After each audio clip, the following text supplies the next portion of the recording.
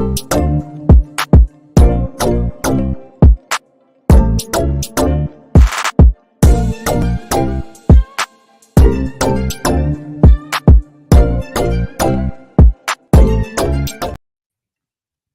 people, what's going on? Welcome back to the channel. Welcome back to Sai TV. This is America Talks with the American man them in the building. We got man like Cole in the building. Cole, what you saying, man? You good, bro? Yeah, I'm all good. I'm all good. My head was gone last night, but I'm back to earth now, so we're doing good. Yeah, man. Back to reality, man. Bro, listen, man. It's good to be humble sometimes, man.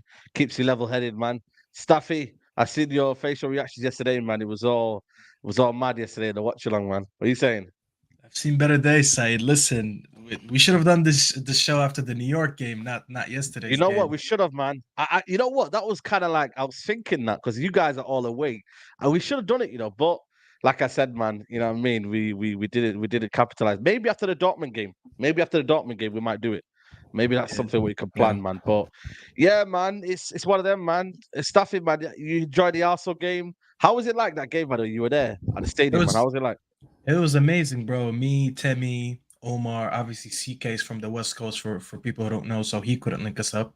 But all of us there, we linked up. The vibes before the game, Said, was amazing. I mean, we sent you some videos and some pictures, so you got an idea of Yeah. how it was. But for people who want to know, I mean, the United fans out there were amazing. We had a whole parking lot set for ourselves. We were tailgating for people from the UK who don't know. Tailgating is basically, people go out with their trucks and whatever, and they park in the parking lots and they start grilling and having some beer or whatever. So mix that with the UK culture and all the UK people there, with the chants like it was Mm. Old Trafford and stuff. The vibes were amazing, and it was only topped by the result. The result was great. The vibes were great. It's one of the best experiences I've had, personally. Yeah, no, 100%, man. And then yesterday, like I said, you called, man. We got humbled yesterday. It was one of them games where first half just kind of killed us off, man. We couldn't really build it up second half, could we? Too little, too late, I think. Yeah, it was a tough watch yesterday. I mean, even from what Staffy was talking about, going from last week where we felt like we were kind of on top of the world into this week where it really just everything that could have went wrong definitely went wrong in that first half for me. Just 2 minutes in, Kobe getting injured just had like that's what really like just killed my vibes, to be honest. Like that guy was just I just feel so bad for the kid. Like he was on just like this crazy, I mean he still is on a crazy upward trajectory, but just like building momentum into like earning a lot of Ten Hag's trust. And obviously a big moment for him, playing against the likes of Luka Modric and Bellingham, and that amazing midfield that Real Madrid have, and to just like have it turn sour so quickly was super unfortunate. But hopefully he's back sooner, rather than later. But just from then on, and I think we'll talk about this later with Amrabat and stuff, but you really saw the kind of the lack of calmness and control in our midfield that Kobe was really providing. And then with Bruno stuck out on the right wing, we basically, like, that midfield was just lacking any sort of like calmness and control. Casemiro didn't have his best performance at all after kind of throwing out the leg that gets Kobe injured. So that Yeah, man. it Clumsy, was man. just, Clumsy. yeah, just kind of a lackadaisical tackle, obviously on freak injury, but like just like that kind of mindset didn't kind of rubbed me the wrong way. But yeah, that it was just it was a tough watch. Sloppy technically. It was just like it was kind of like we thought we did our job against Arsenal, and like, okay, now we can just like take our foot off the gas. But you're going up against one of the best teams in the world in Real Madrid, so tough watch for sure. But I'm sure we'll get into it. But just, yeah, big picture thoughts. It was just like, yeah, nah, I was more pissed off than I thought I was gonna be for a preseason game, to be honest. Same, bro. Same. Yeah. And people are like, "Yo, Staffy, relax. Staffy, relax. It's just a preseason game." Listen, when I was running 21 rows at MetLife Stadium celebrating the Sancho goal, I wasn't treating it like a friendly. So when we lose, I gotta keep the same energy. One thing about me is like Yeah, I that's keep it true. real at all times, whether we win or lose. And like CK, I mean, honestly, you said it perfectly. The thing that was really frustrating, it's not the result, because let's be very honest. Yes, we could celebrate a friendly win. It's all banter at the end of the day. When we banter Arsenal, say we won, we don't really care about the result. We care about the performance. And the performance really reflects the result yesterday because as much as I think Real Madrid were not amazing, we were just very sloppy. You can tell that there was a lot of sloppiness in the midfield and the back Mm. line, actually all around. A lot of misplaced passes that were not even forced errors, you know what I mean? I don't think most of these errors were forced. They weren't pushing us high up the pitch.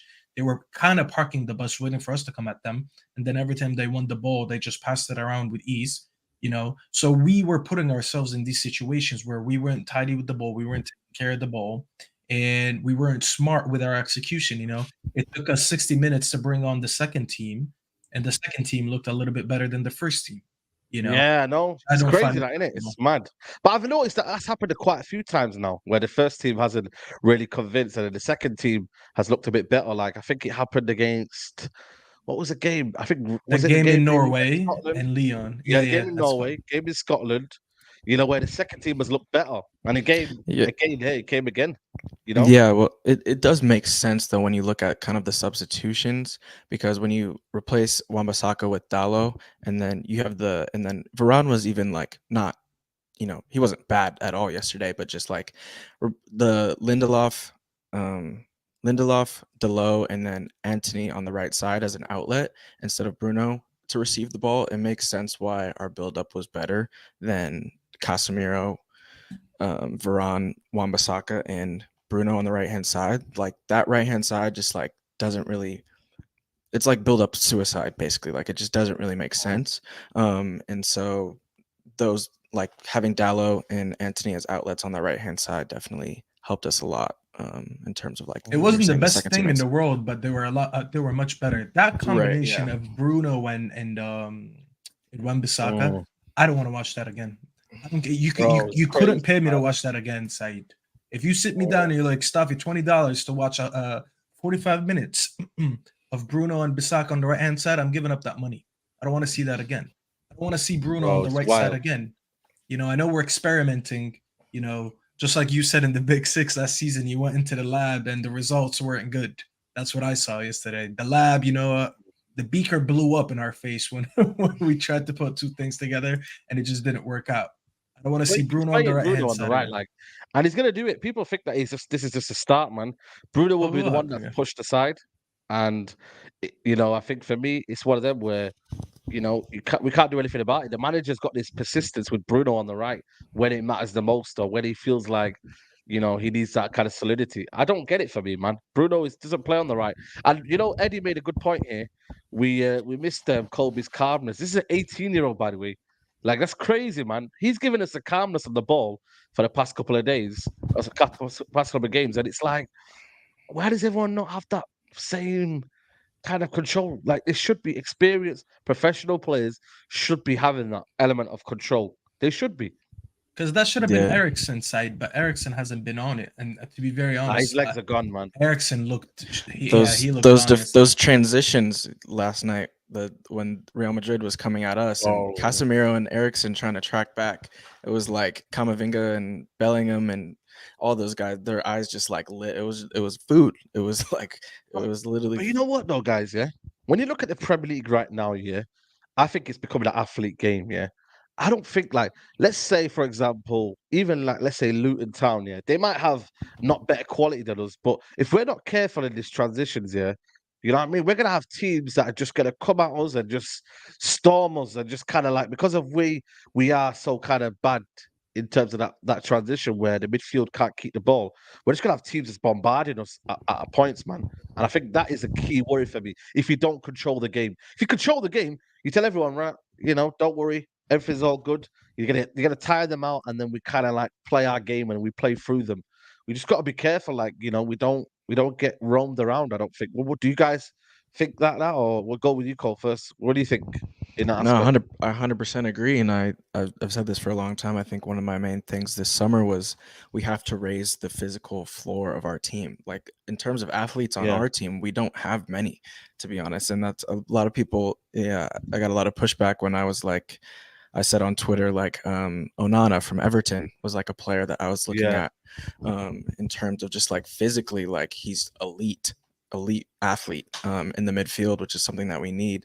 He's obviously not the brightest technical player in the world, and probably we need something more like the likes of Amrabat in terms of like a Ten Hag team in possession. But just looking around our squad, we don't have very many athletes, and I agree. Like that was a big thing yesterday. Are the athletes on the other side of the pitch for Real Madrid it was day and night, and you could really see that in the transitions and just in duels. They were just like better athletes, and I think you're definitely on the right track with that. Staffy, what are you thinking in terms of, I mean, people are saying we aren't going to play tiki-taka. I don't understand why people assume saying that you want to have a bit of control in what you're doing means you're having tiki-taka. Like, I think it's a lazy argument to say that Man United shouldn't be having 5 minutes of possession, just where they control the game a little bit. How does that constitute tiki-taka? So I don't understand. Big up Omar in the building, man. I don't understand how That's that good. tiki-taka. Because I don't understand that. It's a bit of ignorance side. People assume possession means tiki-taka football, and that's not true. Liverpool has played possession football for years, but they don't play tiki-taka football. Their way of keeping possession is like winning the ball back, and when you get the ball, you're direct towards the goal. Now, that's a style of transition that they play. Transition is not just hitting the counter. Transition is like, how do you get from your goal to their goal in the shortest time possible? So it's not by passing the ball around a lot when you're Arsenal or Man City. But that's also another form of possession. Now, the thing is, when you want to play like that, and then you're playing a big team like Madrid, but unfortunately you have to bring on Eriksen in the second minute of game because Kobe got injured, you lost extra legs that you would have had there because his game on the physical side is not there. Now, playing Luton obviously is a different thing, Saeed, because they won't have the same quality when they hit us on the break. And at the same time, you don't lose the ball the amount of times that you did against Madrid. Yes, we were sloppy, but at the end of the day, they do have decent defenders. They have players that can break up the play. So it did leave us exposed a lot when you had players running at Casemiro and Eriksen. Now, if you had Kobe next to Casemiro, which I believe that's what the manager wants to do, which is why when he got injured, he went for a leg sub instead of switching the whole formation. He wants to try that with someone next to Casemiro. Unfortunately, Eriksen is not the man that you need there. So kind of left that formation exposed. But on another day, Kobe doesn't get injured, and we actually get to see what he wanted to do with that formation. The only thing I just don't agree with is switching Bruno on the right. I don't want to see that again. Keep him in the middle. I thought we signed Mount to play on the wings when we need him, but not Bruno. That didn't make sense to me. Yeah, man. Big up Omar in the building. What you saying, man? How's everything, man? Was good. My bad for being late, bro. My bad for being late. Nah, New it's York all traffic. good. New York Lateness traffic is is the worst greatness. New York traffic is the worst. Lateness is greatness. Come on, man. But yeah, what do you think of the game yesterday, man? What did you think overall? Your assessment? What are you saying? Honestly, the first half, obviously, I thought Madrid was the better team. Personally, I didn't think we played bad at all. First of all, 2 goals. One was a bicycle kick. Like Brandon Williams should have been tracking his man, but it is what it is. The first goal, it looked like, to me, Jude was like 1,000 miles off sides, but maybe 100%. It's, at the end of the day, it's a friendly, but there's a lot that bothered me finishing. It's just like, what are we doing?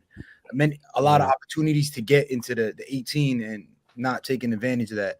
There was a lot of link-up play I seen. The ball movement was swift. You could tell that we're balling with what we're gonna do next. You know what I'm saying? Like there was a ball that I think it was a 1-2 between Casemiro and Bruno, and it was just like you know what I'm saying? It's just like the flow was beautiful, but the transition now coming on from the other side was horrible. Like them attacking us, I felt like it was too much open space, open gaps, just running through the channels, and it's like, okay, what's going on? But my biggest plus from yesterday was on Onana.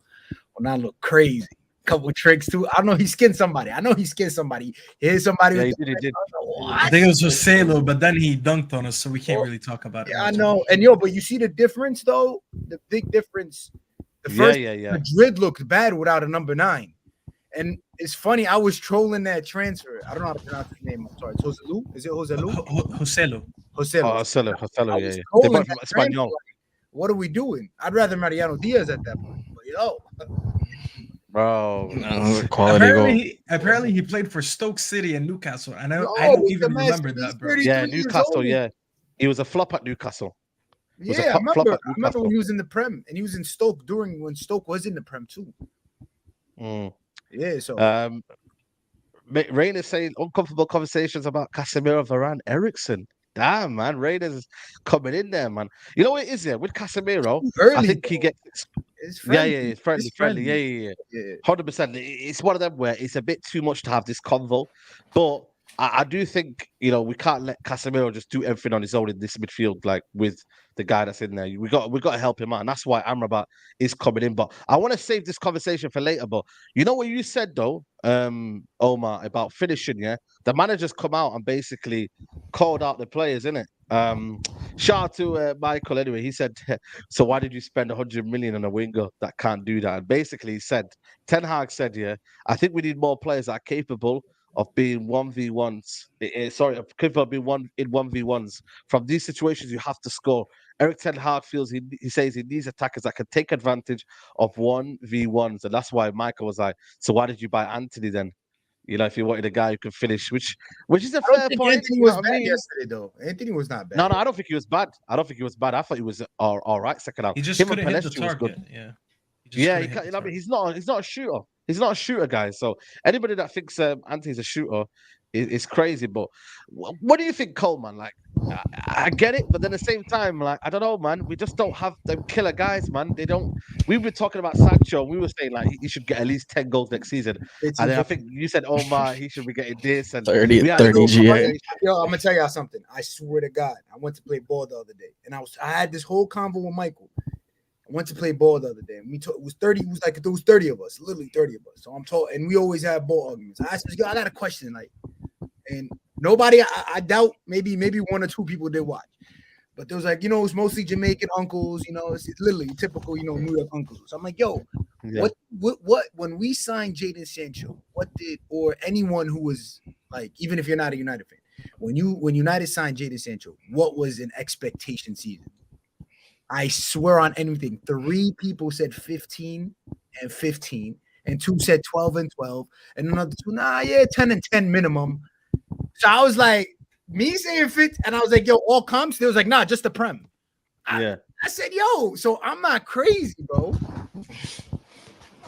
I don't know if you have time to get into this whole thing again. Like, you have to. You can't let that loose, because the other day I'm watching Villa, by the way, against, I think they were playing. Was it Brighton? Bro. Yeah, they were. Them man got Diaby now, man. They got Diaby right now. They got shooters in their team. They was playing Newcastle. I'm sorry, Newcastle got some young bucks that are actually ballers too, like a kid named Elliot Anderson, baller. But Ollie Watkins last season, I found out, I didn't know this, he had 15 and 6, and that's a number 9. Who's, like, no disrespect to Ollie Watkins, but who was on the Wonder Boy? Wasn't it João Felix, and then it came Jadon Sancho? Yeah, right? yeah. So if Ollie Watkins could carry his team for 2-3 seasons, and last season was as high as 15 to 6. Sancho can't give you 15. Okay, maybe the 15, and he was known for assists. Sancho wasn't known for goal scoring either. He was known to get you assists. So problem is, how do you fit Sancho in this team? Because Ten Hag wants first 11 right now. Yeah, he's not even in the first 11. No disrespect to He Sancho. should have started yesterday, if I'm being honest. I know he should have started. The manager was the Bruno I don't know what he was doing. Well, we've seen Ten Hag do that before in big games against, I guess the quote unquote big teams. I think it's put friendly. Bruno on the right wing. It's because it's friendlies. I think it's because it's friendlies. And if you really deep it, Aaron Wan-Bissaka didn't look that good yesterday. And horrible. And horrible. You know what though? It was just yesterday. It was just yesterday. Yeah, yesterday. Just yesterday. Very awkward. But the Arsenal game, I felt like, now I was thinking about it too on my own time. I was like, yo, was it that, because he looked good against Arsenal, but was it Kobe that made him look good? Because if you look, Kobe was playing as a right back too. He was dropping in his position. And then his position. Bissaka was damn near playing as a striker. Made me think like, yo, maybe he is the root of the problem, because both goals came from Kobe on the right side. He played the long ball to Sancho. Granted, it was a miss on the clearance, but still. And then when he passed Bruno the ball to go for the run to score the first goal. So I'm thinking about it like, maybe we do lack that side too, because there was a lot of times like you're not getting nothing out that side, so it feels like you're playing with 10 men. Granted, he does defend for you. I did feel, actually, now that you said that, I swear I felt like we were playing with 10 men yesterday. Every time Bissaka was on the ball, it's just horrendous, bro. And people don't want to talk about this because he's so excellent when it comes to defending, but on the offense, you offer nothing. So it kind of makes up if you're a 10 out of 10 defender, but then you're a 1 out of 10 attacker, that actually doesn't do me a favor. Because when we go up the pitch, I do feel like we're going up with 10 players. If the goalkeeper can pass better than you, that's an issue. Because we have a goalkeeper who can pass better than most of our outfield players. When you look at the passing that we did yesterday, Bissaka, Casemiro, what's his name, Mount, and even Bruno, that's 4 players in that midfield or on the pitch that weren't passing well. Now, granted, yes, some of them are better on other days, but Wan-Bissaka is never good at passing. He's just never good on the ball. So it's like, how long do we go more with that? than Dalot. I think for me, I'm not gonna lie to you, he's got that position locked in more than Dalot. I can't lie to you guys, man. It doesn't look confident like he did before the World Cup. Remember that run he had before Exactly. the World Cup? He was looking confident. I don't think Dalot's it's a confidence sport. We all know this. It's a mental game. Yeah. So a lot Dalot came on last game, and then he did a cross to Rashford. Yes, granted, it was a little bit late. Yeah. But Rashford almost had a tap in over there. Yeah, so he was a little bit on it. But do you trust Bissaka to ever make that cross? Bissaka would get himself. This is my issue with Bissaka. I mean, he done glimpses like that. But listen, bro, this is my issue with him. He gets himself in good positions. That's the improvement that he's had under Ten Hag. So footballing wise, in his brain, he's gotten smarter. He learned how to position himself better. But my issue is the technicality, the execution. You can't hire a manager, and if you're 25, 26, or however old he is, he's not going to teach you how to execute the ball in a certain way. If you don't know how to pass, it's done. You just don't know how to pass. No manager. You can hire Pep Guardiola tomorrow, and he's not going to make him a better passer. Honestly, so his control on the ball is shit. His passing is shit. You know he can't shoot. So I don't care where he gets the ball. If he gets the ball in the box like he did against Arsenal, I'm looking at it. I'm like, what the hell is he doing? You know, because I know he can't do anything with it. You know, at least Dalot has a little bit of potential when it comes to that. I didn't realize until yesterday, like the cult fan base that Wan-Bissaka has. Like he has, they love him, bro. I don't understand. You can't lie. Like I'm a big fan of Aaron. Like I would, if there's a favorite player on my team currently, it would probably be Aaron. Because Aaron Wan-Bissaka is the best. Is your favorite player on Manchester United? That is insane. You might have to end the stream, man. Bro, reason. When Aaron first came in under Ole, what was he doing for us? You get what I'm saying?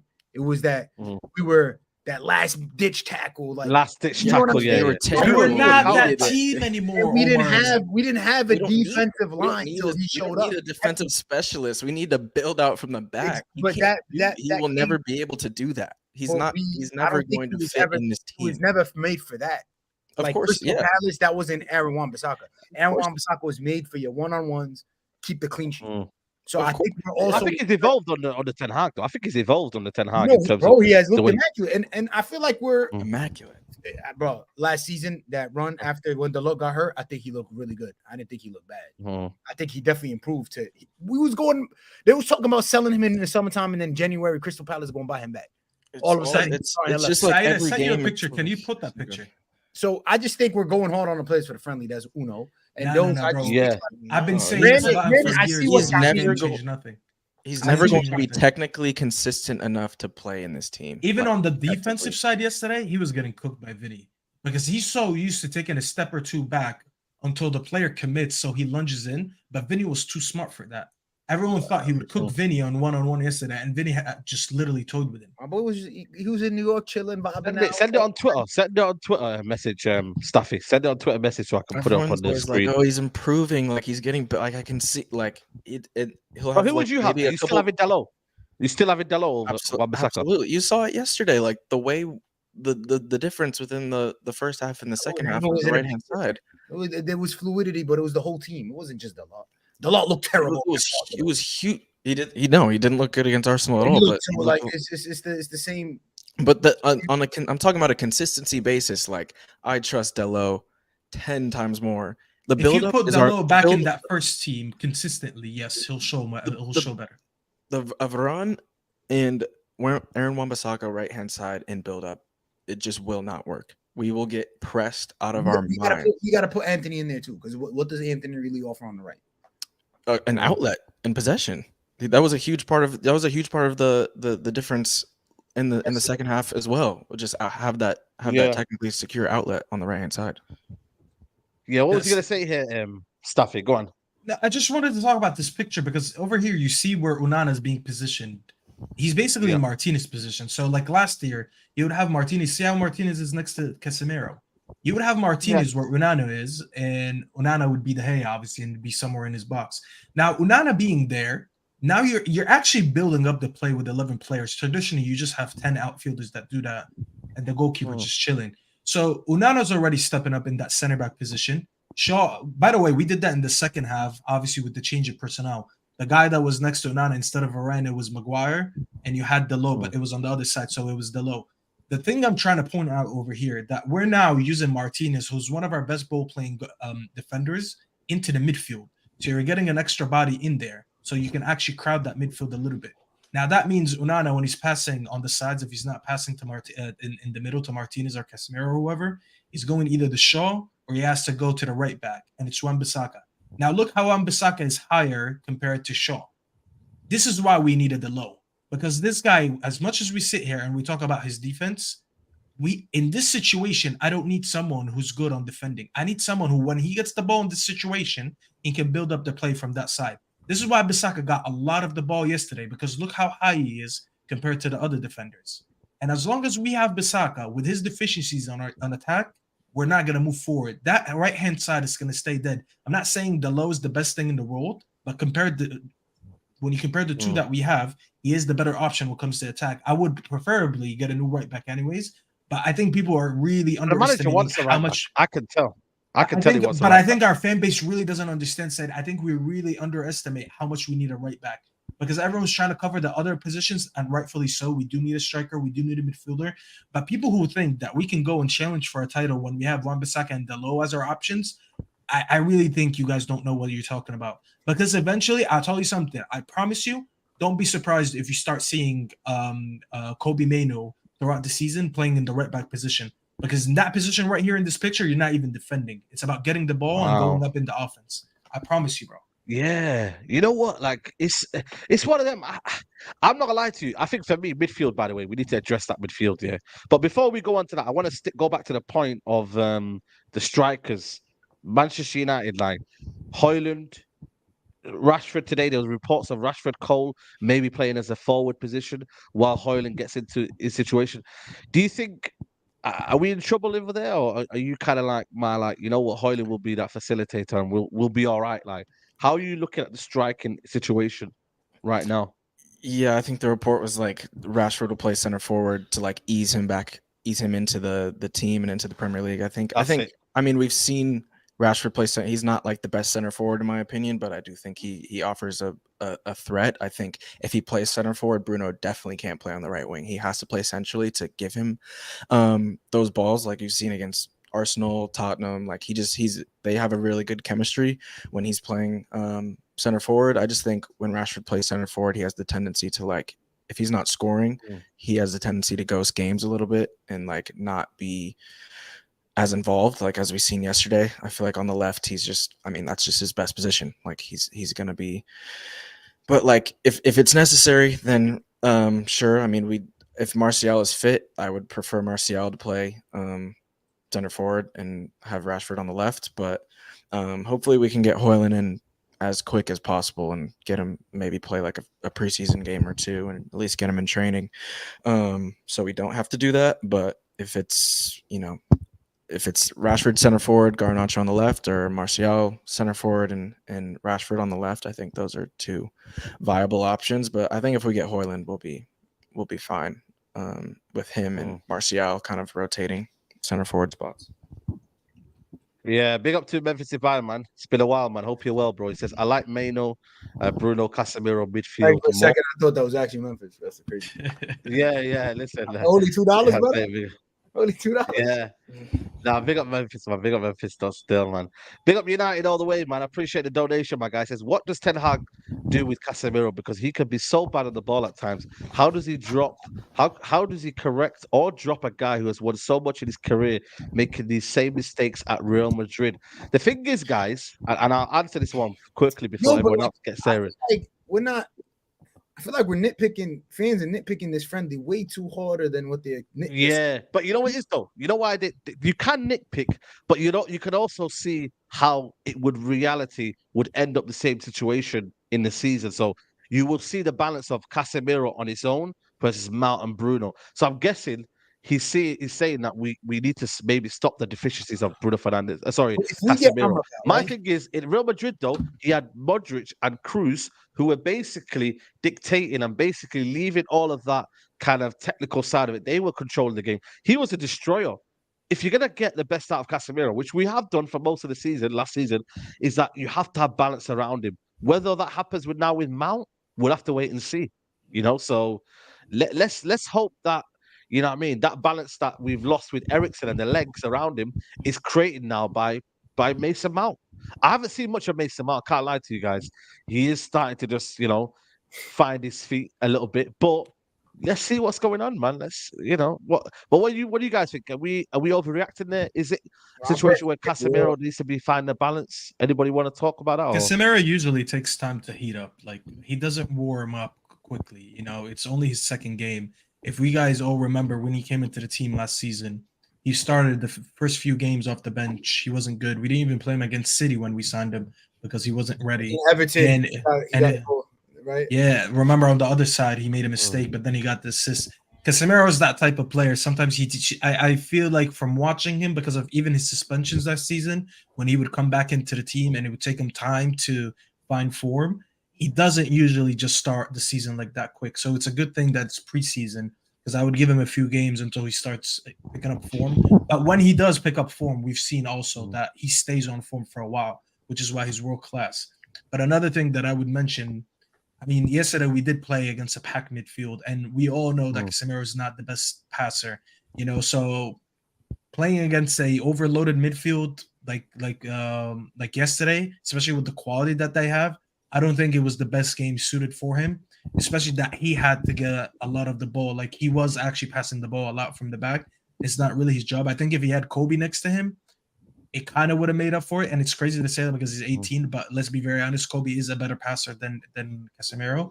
It would have made his job a little bit easier, but putting that load on him yesterday with his deficiencies kind of made him look bad. But like Omar said, I'm not going to overreact, because I've seen more than enough that when Casemiro picks up form, he actually does well. And last season, he got us like 7 assists in the league or something like that. So it does show that he actually could pass. It just depends on what kind of day you caught him on. Now, my question is, comment here explains as well. Yeah. Don't worry, just gave me something. Okay, now I know Amrabat is needed, but in what way is he really gonna fit? Because like you're gonna have to. Mount is gonna sit out. Someone's gonna sit out. That's what I said. That's what I'm trying to say. Mount is not. But Mount should be guaranteed. I seen a stat and it was over him. Like, it was comparing him to Fred Casemiro, and I think it was his pass. It was something that our players do not do, basically, that he offers, and that's he'll basically give us that like calmness and like control. He's a controller. He's a deep lying controller. He passes. He's not like the most progressive passer, but he passes a lot horizontally, and he's comfortable dropping back deep into the back line, picking the ball up off the center backs, or dropping between the center backs in that like central center back role, or even right center back role. And he's just very like tempo. Like when he has the ball, like everyone kind of like takes a deep breath, kind of like what Kobe has been providing. And I think that was a lot of the concern yesterday, was like this 18-year-old gets injured and we look completely like frantic in the midfield. Like no one can, our buildup is like completely gone. Like we need someone who provides a sense of calmness, a sense of poise, a sense of just calmness on the ball in the midfield, and is comfortable in those deep positions. He's also a dog. Yeah, and defensively, he has a crazy engine, like unbelievable engine. So I can see like you seeing how does he fit? Well, we've seen Casemiro even last night throw in reckless challenges. We've seen him last year throw in reckless challenges, getting red cards, getting suspensions, and we turn up to the Emirates with Fred and McTominay. Well, imagine turning up to the Emirates with Amrabat, or even in challenging Champions League like away fixtures, we pull up with both Casemiro and Amrabat, and with a Hojlund and Rashford, kind of like a 4-4-2 like diamond structure with Casemiro, Amrabat, Mount, Bruno, Hojlund, and Rashford. and kind of turn up like that and like a real kind of compact system. So he just gives us versatility, I think, and also depth and that sense of like control. We need some sort of controller because right now we don't have that. I mean, it does make sense. I mean, it made sense to me in the beginning because I mean, I was looking at it at depth ways because obviously Fred and McTom don't offer what he obviously offers, but it's just like moving the ball forward. I guess that's where he comes in. I mean, and we seen that yesterday. To me, it's an engine thing. Eriksen doesn't have an engine anymore, bro. As much as he's technical and he's cooked, it's like he's really good for 60 minutes. And I feel like every season is going to decrease another 5. Maybe next season is good. 60 minutes is generous, bro. I was gonna say 30. I think he'll play a lot of more games this year against like the teams where we're obviously gonna have like the lion's share of the possession, where he doesn't have to really defend too many transitions like that. He was not meant to come in yesterday against Modric, Tchouaméni, Camavinga, and Bellingham, and these guys just running rampant. You know what I was thinking? I was thinking of Juan Mata's like last 2-3 years when he was coming on for like 30-minute cameos or less. That's the Eriksen that I'm looking at right now, where you said it perfectly. There's going to be games where maybe like we can't break the lines against, a deep defense like maybe Luton or someone like that, and we just need an extra body that's good on the ball, maybe get a few crosses and stuff. And then that's going to be his job. He needs to start. That's how we did with Mata. 100%. Everyone just relax. Yeah, man, it's true. Like, you have to have them sort of players in your team, man. Back in the day, we used to have them, like you said, Mata. There's been other players in the side who used to have that role, So you got to be careful. Like with me, though, I just think with Eriksen, I think technically he's one of our best players. But again, what's the point of having a technical player when he's either not getting the ball or B, just the game just keeps going past him, innit? Like he just feels like he's just always running behind everyone, and it's not his problem. But again, that's why we got Eriksen, guys. Sorry, Mason Mount. Mason Mount, will he substitute the technical side of Eriksen? We'll have to wait and see in that part. But in terms of the intensity, we're gonna get a lot from Mason Mount. So, but this comment here, Jesse says, "What do you guys think of the finishing? It's a bit worrying, not gonna lie." Yeah, this is what I'm saying. We need finishers, isn't it? So Hojlund. That's the biggest red flag yesterday when I told you. I'm like, what's going on? Subs, and it's just like we get in front of the goal, and I feel like it's been us for a minute now, bro. If you really deep it, it's literally been United for a minute. Like I'm talking Jose era. Like, because when we was under Jose, there was with Lukaku and who, we would be so many times will be the whole game just in the 18 and we'll still either grab a point or even lose the game. And it's like, yo, why can't we just finish?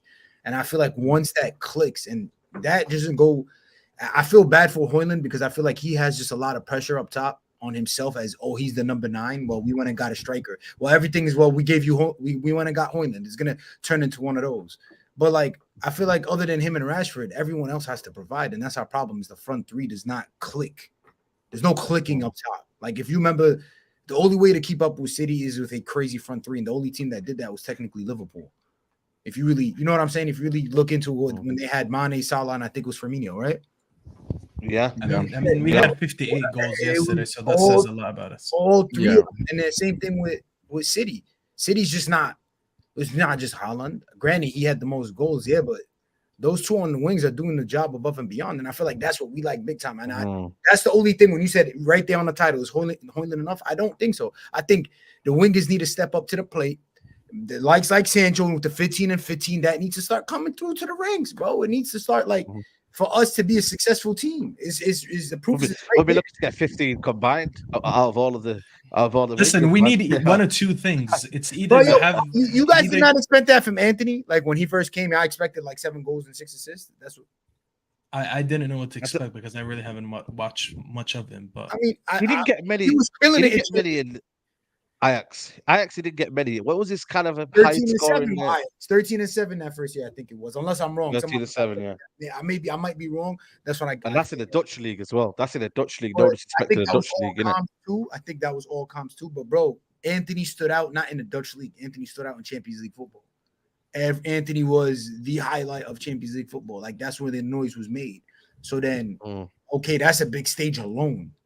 I don't want to hear the Evadize. Like, okay, we don't got to talk about that. We could talk about UCL nights.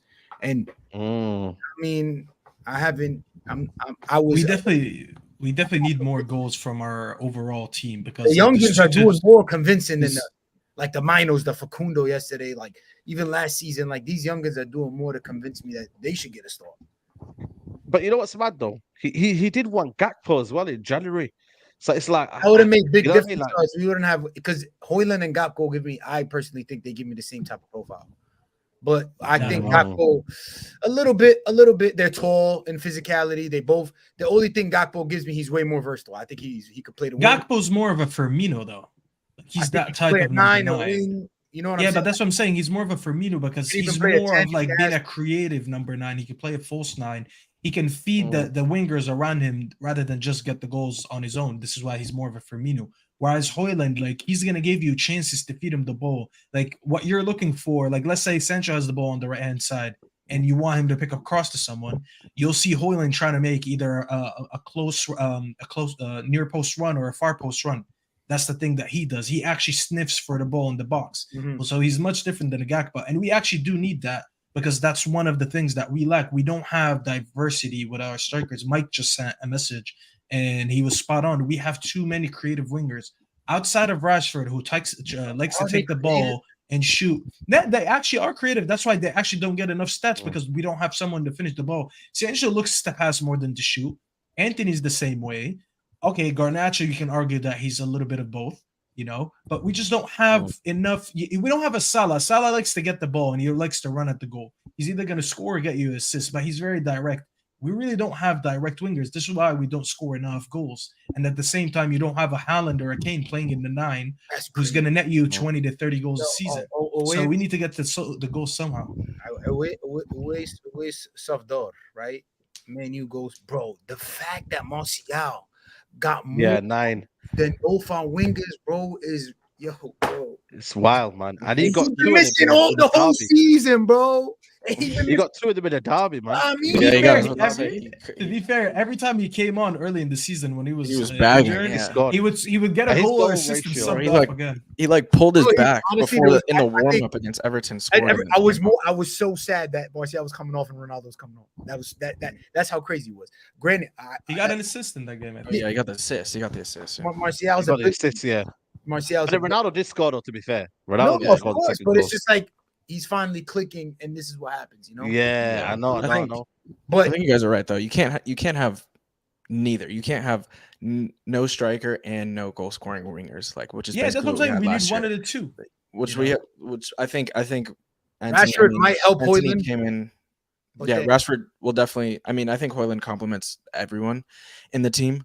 But I think, you know, hopefully Sancho steps it up. I think Antony will step it up a little bit more. I think he got into a lot of dangerous situations. He's always like in dangerous situations, just about making the right decisions and like execution. I think like he leaned back way too much when he shoots because he's trying to curl it into the far post and it just ends up going over the goal. It's always on top above the goal, yeah. Yeah, but I definitely agree with the goals. I mean, now we're seeing it with Arsenal, Martinelli and Saka are just like direct goal scoring monsters basically, but they don't have the strike. Like if they had like Harry Kane or something like but Jesus in front, that'd be insane. You know, as a false 9, he's supposed to give you vibes. You know what I'm saying? I'm saying if they had someone like. And this is where Sancho does he become that false 9, and I think that was a nice position for him. I can't lie to you, man.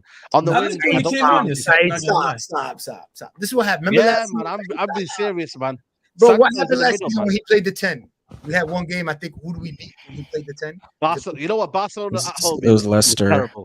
Was it Leicester? I think it was Leicester at home. Because he had that combination play down the right hand side with Bruno. And big up my boy Culture Cams. It was what Jadon Tencho, right? He was playing the 10. Everybody. Jadon Tencho, yeah. Big up Cams. Yeah, it was the Tencho. What happened the next game when he played the 10 against a big team?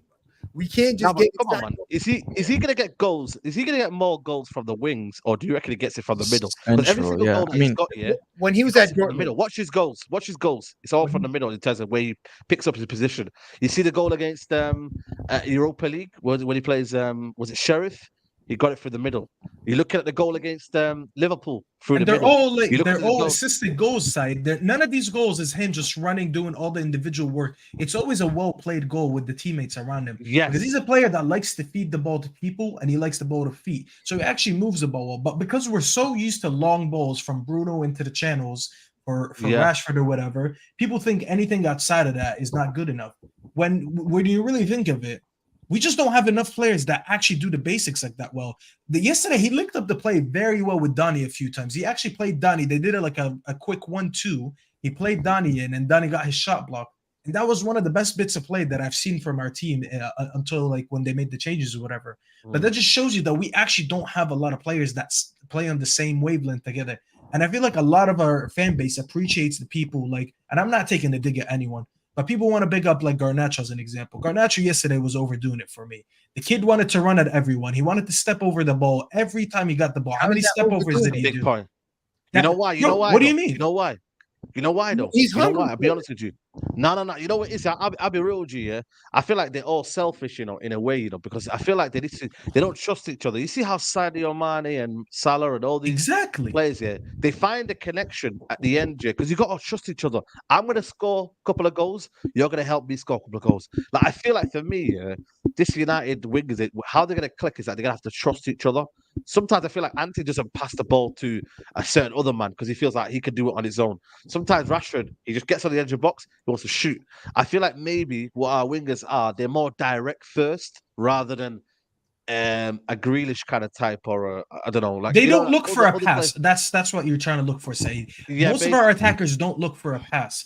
And this is why I'm saying he was overdoing it yesterday. Because instead of trying to do all these step overs, first of all, he was playing Carvajal. You don't need to step over a million times against Carvajal. This guy's so stiff. All you need to do is body fit him, and he'll pass him. But he wanted to do so many. He's good at, you know. Okay, it benefits us in certain game side. This is why coming off the bench, this guy was amazing because he comes on against tired legs. He takes them on. Most of these guys don't want to run after an 18-year-old with all that energy. But when he starts the game, you see what he did yesterday. I'm sorry to disappoint people, but he's not really effective for this team. His overall game does not provide us with much. And when you put him, the start, or do you think it generally? You think no, from the start. From the start, I think he still has a lot to work on. Because when you put him next to Rashford yesterday, tell me how many times did him and Rashford link up? I just want you to remember off the bat of your head like that. Like how many times did they link up? You really can't think of anything. And these guys played 60 minutes together. And that just shows you how these two players play a very individual game. Then when you look at it, we have certain players. Yes, Martial's not the best thing and we need to sell him. But his game was about link up. Sancho, when he came on yesterday, just go back and watch the highlights. When he came on, even when he wasn't getting the ball, he was running to the ball where one of his teammates had the ball, and he always had his hand down like that, asking for the ball because he wants the ball, and he's like, "Give me the ball and move." Him and Donny do that a lot. We don't have enough players that play the same style of play together. We have selfish ones, and we have ones that want to play together, but they don't have the people around them that understand them, and they end up looking bad. The likes of Sancho and Donny and them. So, to me, I don't know how we get rid of that issue. I think I disagree. I think not with the overall point, but that Garnacho was bad yesterday. I think towards the end of the first half, and then in the second half he was a lot better. Like he was holding the whip more, and like I didn't say that. Yeah, I can see that. I just think it's like you want our wingers to be direct and score goals, but now you're almost saying like they're too direct and like. But I'll tell you why. Do you remember the goal he scored against Fulham before the World Cup last season? Yeah. If you go back and watch that goal, he tried to take on someone, lost the ball. He got the chance again, took the ball. You know what he did? He passed it to Eriksen and then made a run. Right away, Eriksen played him in. And this is what I need a little bit more from our wingers. I don't want you to try to step over every time you get the ball and try to be flashy and just run at people because it looks exciting. It looks like you're trying, but you know it's a dead end. The minute he passed it to Eriksen, just go back and watch the ball again. He passed it in for Garnacho, and all Garnacho was beat his man with pace and just tapped it in right away. And that's all he had to do. He slotted in the bottom net. If you do more of that, I believe you score more goals. But I don't think our wingers know how to use their teammates as much as they should have. And this is why, as I'm saying, the players that are actually good on the ball in our team tend to look bad because the players around them don't play the same way. Most of our attackers are direct, and the rest are like actually trying to share the ball. But you need to have a balance of both. You can be direct, but know when to share the ball or know when to take on a defender. Because taking on a defender, yes, I get it, it's exciting. Side, you go to Old Trafford, I'm pretty sure the fans get up and they get excited when they see someone trying to step over and stuff like that. But it doesn't always work like that. You can't step over for 90 minutes. Yeah. I think you're right. It's a balance, isn't it? It's a balance we're looking for, being direct but also being a team player. And it's one of them. Like you don't know what the manager wants. Maybe the manager likes that. Maybe that's their game. But Garnacho, you can see he's not ready to start. Maybe, but listen, he's trying something, and you can't knock the kid down, man. You know what I'm saying to you? But someone's coming in with a super chat here. I think is it Ganzo says Staffy's correct. No team chemistry, especially in attack. It's a bunch of individuals trying to do their own thing. Also, wingers score and create. What do you think to that, Cole? Anything you want to add to that? Is that a fair, sensible argument, or do you think they're gonna do it? They're gonna be. You have to be patient. No, I think yeah, I agree. I think we're a few years behind Arsenal right now in terms of their project, in terms of their cohesion. Like Arteta has brought in players that are all bought into his style of play. They know what they're doing on the pitch. They know where each other are going to be. Like I think we are a little bit lacking in chemistry, kind of to what Staffy's saying in terms of like trust and like knowing where your teammate's going to be, knowing where he wants the ball. Like those are things that are coming. Like this is Erik ten Hag's really like first big transfer window where he's able to like really see his team take shape. So I think it will take time, but I have confidence in him, and I think we're bringing the right players in. Yeah. So what do you reckon, Omar? Man? What are you saying, man? You know what it is, yeah. It's a patience game, bro, and I feel like there's a lot of yo-yoing going on. To be honest with you, it's like we come in at we've seen them times where the front three linked, you know what I mean? And I think it's just more than the front three not linking. Literally what it comes down to that. I just think no matter how much you link, we could link so much and still not finish. We're still not the confidence of us not putting the ball in the back. Still trying to find the best front three too. Like we don't even have like ten Hag's still trying to like figure that out. You know what I mean? And it's like that's what I feel like we're dealing with. It's just a very inconsistent.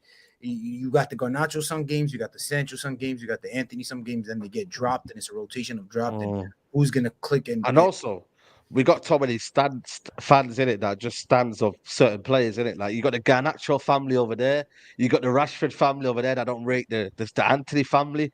Like I don't know, man. It's weird, man. Like it's only our fan base, when you deep it. Like we have our own little stand. A lot of individualism going on, but it still doesn't come down to I still like the chemistry. I think is there, but I just think it's about once again confidence, bro. The confidence is not there in the players at all. Simple. The only person that was really confident last season in our front three was Rashford.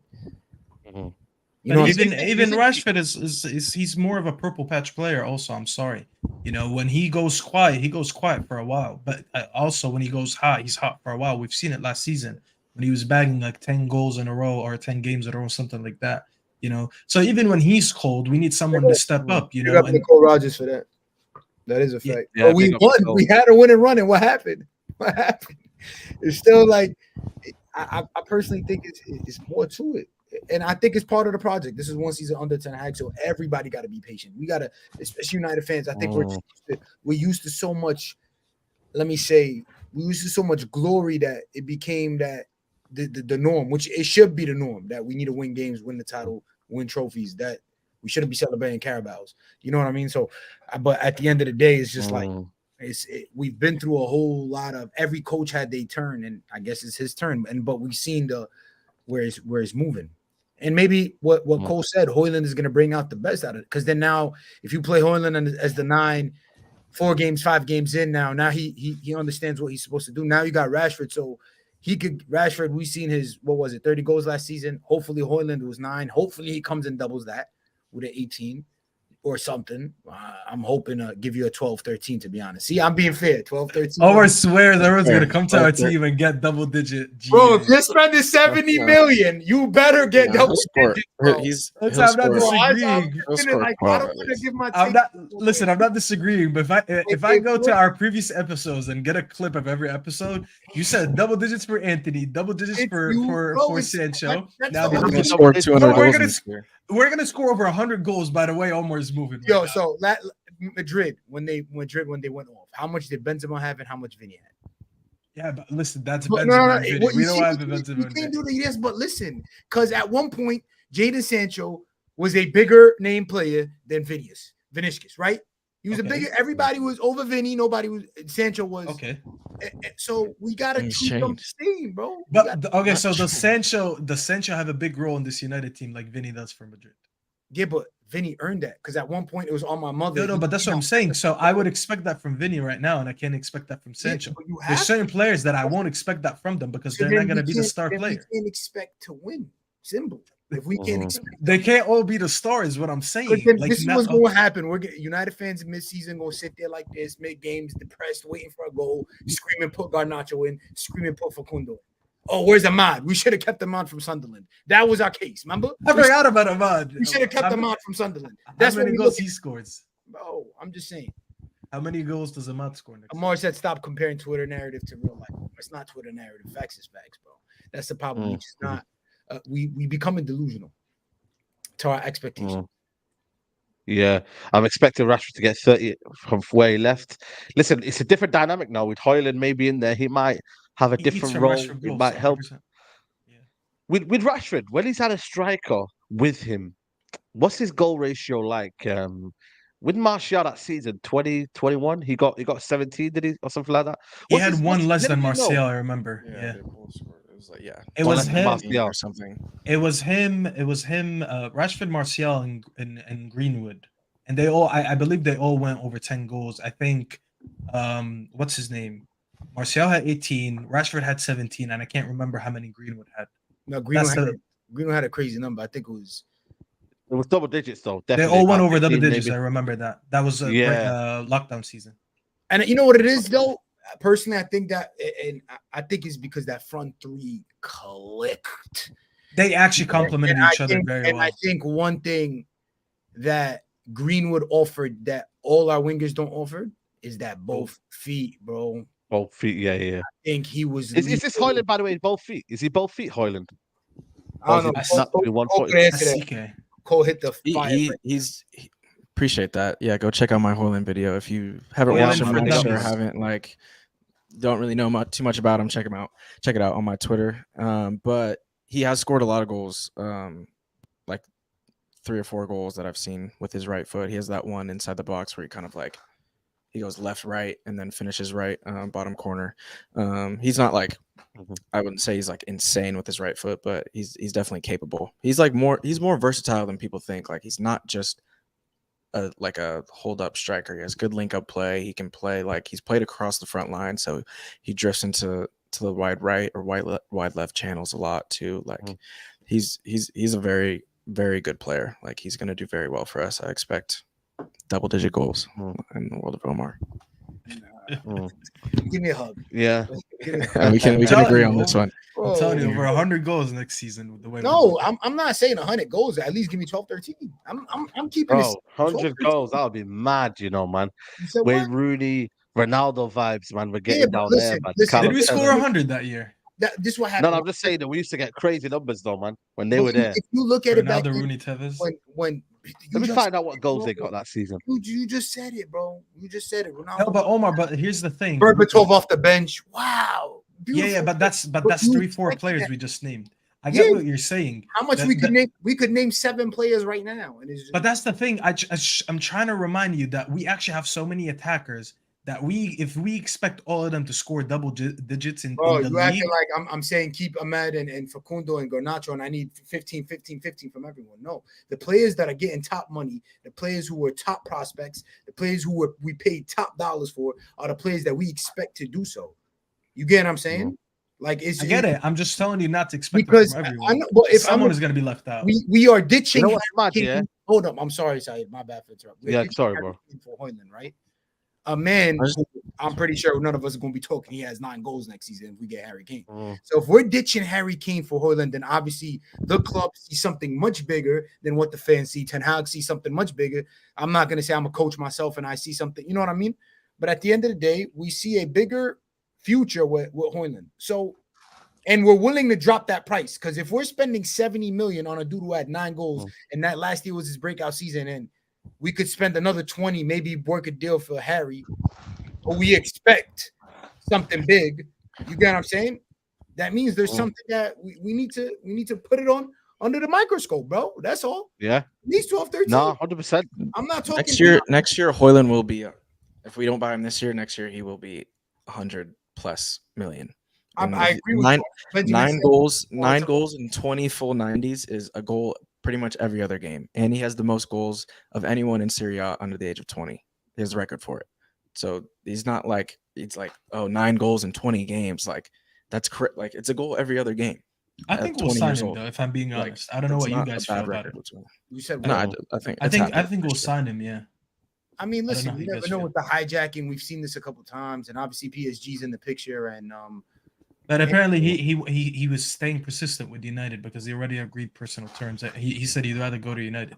No, of course, I mean, but it's like I'm with you, but we got to fall back, man. They need to fall back, man. They're gonna pay the 50 million, more than 50 million euros. That's what they're gonna do. So they're gonna find someone else. So you know, I mean, United just gotta be quick. Just get it done. Like I'm not gonna lie to you, man. It's got to the point now where what is an appropriate amount for Hojlund now when you need a player like that? Like, you know, if they're asking for 70 and 60 is too much. I think 60 euros or pounds. No, euros. I'll go euros. 16. It's Serie A, bro. It's gonna be like 65 million euros, which is like what 50 million pounds. I'm not really sure. It's gonna be like 65, I think.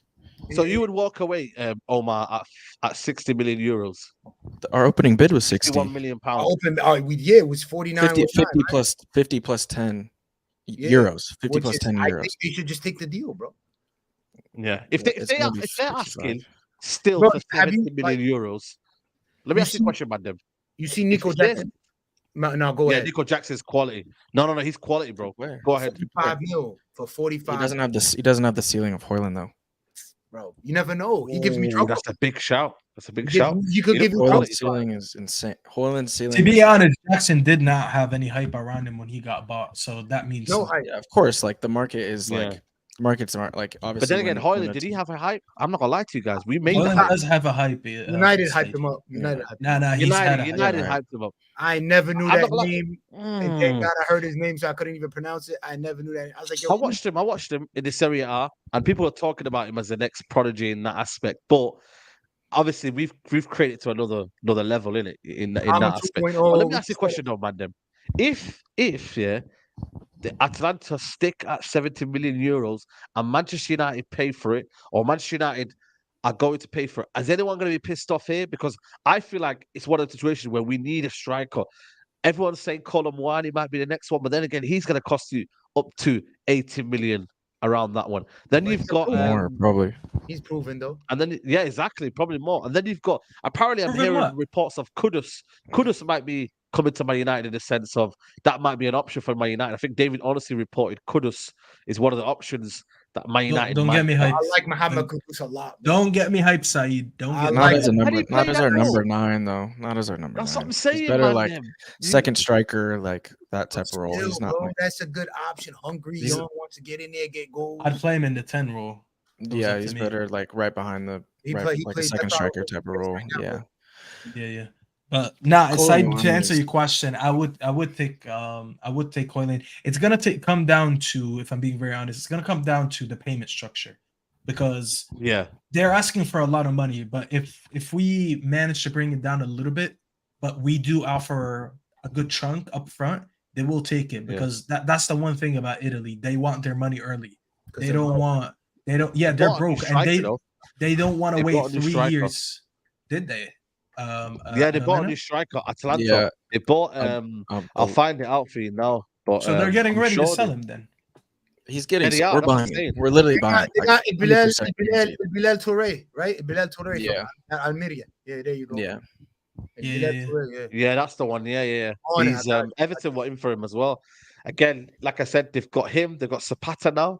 Is that other still guy, Muriel? Is he still playing for Atalanta nowadays? I don't know, but he's plays for them as well. So they've got a couple now, man. So they need to accept the offer. It's just again whether they do it. United get in there quickly before PSG. Look, obviously PSG are not going to go. He's pushing for a move to the Premier League, though. Yeah, I think he comes. Their opening bid was lower than ours, so. They're not willing to pay over 50. Yeah. So which actually does us a favor, because if PSG pull out of the race, because they're not, if they say we only value him at 50, that actually works as an advantage for us, Because not only does he want to Oh, coach yeah. us in the Premier I League, think we're just fiending. It could be spooky if they came in and made it like a bidding war, like they bidded like 65, and then we had to like. you know, Bro, that I would think be they're so- going that would be away so from that. crazy. When you look at this PSG team after the clear out they just did, I think they're over the whole Galacticos thing of trying to overspend and getting everyone. Yeah. They're actually trying to be wise right now, which I actually appreciate because now it makes it a little bit easier for us to get Hojlund. And if we get him somewhere around like 50 to 60 with a little bit of add-ons, then it's a steal for it. Not a steal, I wouldn't say it's a steal, but it's a dub for us. Because we do need him, Saeed. I mean, like you said, up to 70. Yeah. I mean, how desperate are you? I think we're pretty desperate for a striker, if I'm being very honest. I think we're pretty desperate for Hojlund, but they did say they're not going to entertain anything from the 70 to 100 million mark. They could say whatever I they think want, bro. But at the end of the day, I don't when think the money's on the table, it's take it or leave No, I'm it. saying You know they're United broken is not with it. going to entertain the 70 million, 100 million like talk. Oh no. That's why I said it could be with add-ons, you know, and you don't really get these add-ons unless they actually go ahead and win everything, you know. So if it's something like that because of add-ons, I'll still take it because we are desperate. I can't. I for the life of me, I can't watch another 9-less United team again. Yesterday we just looked so toothless. I absolutely hated it. I don't want to watch this again. I need to at least know that we have an option on the bench where you can come in and we have a true striker. You know, because where the hell is even Martial? I thought he was back training with the team. I was like, oh, would he pick up some minutes today? And he's just like, he's just there for vibes. I'm not gonna lie to you. Even when I saw him at the hotel, when I went to the United Hotel, he was just smiling. He just looked happy to be there. It just looked like he was on vacation. He's on Martial. 250 or something crazy a week. Martial. No, Saeed, I swear. You know when people complain about his body language, when I saw him, I understand what people talk about. Stefano looks very serious going to training, and I'm looking at Martial. It just looked like he's about to go like on a field trip, you know, with his school. Yeah, He's just He's walking chilling, around man. He's on smiling. 250, man. Yeah, he He's on absolutely was 250, man. chilling. The word chilling fit him perfect. I look at him, I was like, wait, who the hell is that? Like he didn't look serious. I was like, it's not a staff member. You can't be mad. He ain't good. Paying He ain't good. but I'm not even hating. I'm just power saying, to like, him. listen, we need a striker, bro. milking. It's Nesquik out here. It's really Yeah, man. He's chilling, man. He's chilling. There was a report coming from the ESPN saying that they're willing to keep him of Martial as another experienced option at centre forward, man. It just gives Martial stands here excitement every single time. Like, yo, man, we got him back, man. Yo, Martial's back. I mean, You know what I we mean? all Like, that's know what it is. him fully clicked him is something. Yeah, bro, it's All insane, our man. players, But all our players. Let's be honest. Bro, You know, Ten Hag just loves him too. Like last season, he was hyping him up so crazy in preseason, and he actually looked good. And Because he is like, It wasn't bad, bro. and he But got it's hurt, iffy and then he ball. came in, and then he was scoring like, and then he would get hurt, and then he would score, and then he would get hurt, and then so he what just, do you like, do fell now? off. The He's crazy got to be thing just about the backup Martial is center that- forward, I think. Yeah, so basically he's got to be on the bench and just play like 20 minutes here and there. Like that's what he's got. Yeah, but Because he's still there's no young, point bro. rushing him now I against think we Dortmund. can't and these sell man. him. I think the club can't sell him because they know they're not getting anywhere near the value that they No one wants expect. his wages too. And he's too injured and his wages. So I think he's gonna try to rock with him one more year. But maybe I'll ask you guys a question because I asked Mike that the other day when we went to the game. If I guarantee you a full year of Martial who's healthy, so if I'm guarantee you he's gonna be healthy this year, would you still give him a chance or would you still sell him? If there was a chance give to him sell a him, though. So Is there- yeah, would there be a so chance there's to sell him? so there's a chance to sell him, or you can keep him Yeah. for one more year, but you're guaranteed that he's not going to be injured. That's depends very, on the very hypothetical, though. fee, No, I guess. know it is. Nah, that's No, that's crazy. what I'm saying. I would No, keep. listen, I think he's a great backup center forward option if he's healthy. I think it's hard to sell him. If he's and healthy, it's yeah, of almost course. and it's hard to sell him, and it's almost impossible to guarantee that he's going to be healthy. That's why I'm giving you to both sides because both of them are very far fetched. But either sell him now or keep him for one more year, but you know he's going to stay healthy. Which one would you? Because we can't sell him anyways. Yeah, Yeah, we just got to listen, make obviously that play the hand we're that's the whole dealt. premise, though. I think Yeah. you need to keep him. That, Because Mike said Yeah. he would sell him. He was like, "Listen, I just want him off the team." Yeah, Mike want to sell everybody though. yeah, Mike wants to sell Anthony. He wants to sell everyone, man. Yeah, Mike want to sell everybody. he's had enough, man. He literally yesterday he just told you if we get a 50 million offer or something for Casemiro, take it. What? I Bro, said, Wow, where I was didn't have he? the energy for him right now, so Whoa. I said, Bro, Mike, when I agree. took- Oh, he's crazy. literally, Brandon Williams, sell him. This player, sell him. And he wants to sell. If Michael could sell the whole 11, he gonna sell the whole 11. Saeed, when we Yeah. went to the game, I picked him up from the train, and like one of the first things he talked about, he's like, "Hey, Anthony." I was like, "The winger." I thought he was talking about someone like in his life that he hates. He's like, I hate Anthony. I was like, the winger. He was like, yeah. I was like, why? No, he The called guy's him garbage. I just can't believe we spent 100 million for him. I just want to sell him. I'm like, God damn. Yeah. Like, why are you so mad that the minute you get off the train, But the first thing you're thinking of is Anthony and how much you hate him? We need to keep Martial because God forbid something happened to Hojlund. We're gonna go back to the same nonsense. Rashford, man. As Rashford, a- Sancho. I don't want to see Telling that you. again. No, Saida, I don't want to see that again. The guy even said it on 30 questions with Gary Neville that he prefers to play off the wing. I don't want to see him in striker Oh. position anymore. It hurt me, man. Today I was doing something for Bleacher Report, yeah. They said to me, "Who do you want to play up front?" And I had to put Rashford in there, man. Like, there was no other option. No. Who was there? Like, that's how reality situation is. Who would play there right now I need to without watch that. Hoyland? So Yeah, it is bro, what it is, man. But having a 9 in our team is just gonna hit though. Just having bro, a it's striker gonna be is just gonna wild, be man. insane. We got a dream, man. We got a dream, people. But listen, man, we're gonna wrap it up here, man. Everybody, right now, if you're watching, hit the like button, man. I haven't even told you guys to hit the like button, so we've been enjoying the show, man. So yeah, man, hit the like button, man. Make sure you subscribe to the channel. Cole, it's been a pleasure, man. Big up to you, man, for jumping on. Yes, sir. Appreciate the invite as always. Pleasure talking with y'all. Follow me on Twitter, State of Footy, and we just launched another Manchester United kind of analysis page called Stretford Trends. So I'm doing work on both of those things right now. Big up to you, man. Big up to you. Make sure you follow it, man, people. My life, Footy Fanatics. Oh, man, what are you telling me, man? Gang. Yo, it's a pleasure having me on board, bro. Thank you. Follow me on Footy Fanatics FC.